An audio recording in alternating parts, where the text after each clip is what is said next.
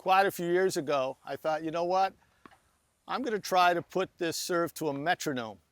And so I found a good number, and it's really interesting because if you have the same rhythm going with the metronome, this is 1, this is 2, and the hit is 3, you get on that every single time in every serve, and you can tell, are you a little bit early? Are you hitting before you hear the tick? Are you hitting after the tick? And you start to realize how to get the exact same timing. And really what's dictating that more than anything is the height of your ball toss. All right? So you could set the metronome to different speeds. The one that's comfortable for you. I have a speed that I use with my players. It's worked very, very well.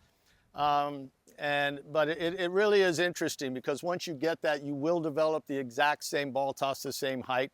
Then you just have to make sure it's in the same place and you're all set to go. Hi everyone. We always look for ways to improve our games. I have come across an interesting platform for that. Coach Life is an excellent platform for learning. For junior players and parents, you can find a lot of great videos and information. Just check this out. I'm a believer in tossing the ball in one place regardless of which serve you're hitting in terms of in line with your body. So not to your right, not to your left, but literally straight out to your side. So Assad would be tossing the ball out to his right side, whether he's hitting a flat, slice, or topspin serve. And that's actually the only toss that you can hit all the serves off of. If you toss out here, he won't be able to really hit a topspin serve. If he tosses over here, he won't really be able to hit a slice serve. So by tossing straight out to his right, he can hit all the serves. Why is that a good thing? Well, it's a good thing because if your opponent doesn't know which serve you're hitting, it's also difficult for them to know where you might be hitting it, okay? For example, if Assad were to toss the ball out here on a slice serve, or most players would know if he's tossing it here, he's probably slicing out wide, okay? Whereas when it's here, they have no idea. So it really helps in terms of disguise and your opponent not knowing what you're doing on your serve. Benefit of a platform like Coach Life is that we have all in one shop. We have all these great coaches, all this great expertise. I wonder if we were to add up all the hours and years of expertise that was on the site, it would be thousands of years, I would imagine, if we sort of made that accumulation. But to have the expertise in different age groups, different stages, high performance level, different parts of the world, different styles of players, so you can really start looking about what does my player look as if they need, and if you're a parent, you're thinking, what kind of coach do I need for a player like my kid? He didn't believe it.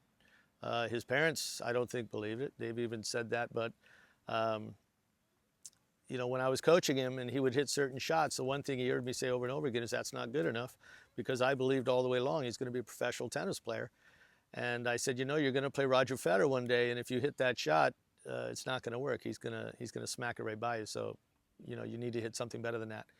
And he heard me say that over and over, and he would smile and he would smile and he would smile. And right about 14 to 15 years old, he stopped smiling.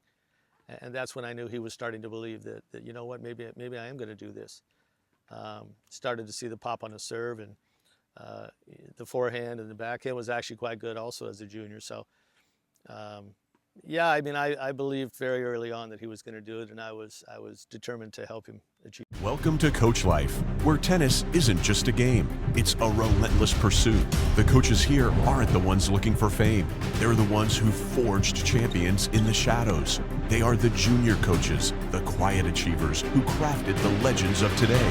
Players like Iga Swiatek, Coco Gauff, and Taylor Fritz. These are the coaches who know the grind, the discipline, and the passion it takes to go from a kid with potential to a world-class athlete. So you don't need to hit the serve hard to develop a great serve. You need to work on the things that are important, like your ball toss, your rhythm, your timing, your technique.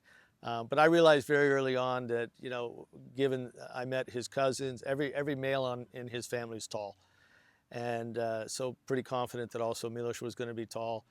If he wasn't, that would be fine. We still spent a lot of time working on his serve, but I was confident he was going to be tall.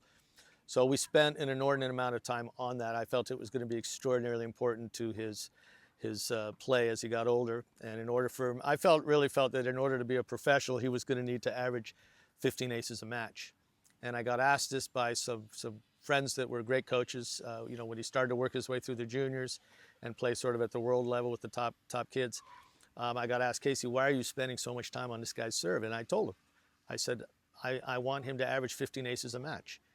And they thought it was crazy, but his average is around 15 aces a match. I mean, he hit 47 the other day. So, I think if you look at Milos's game, he's obviously still got a good game, but if he didn't have that serve, I don't think he'd be where he is.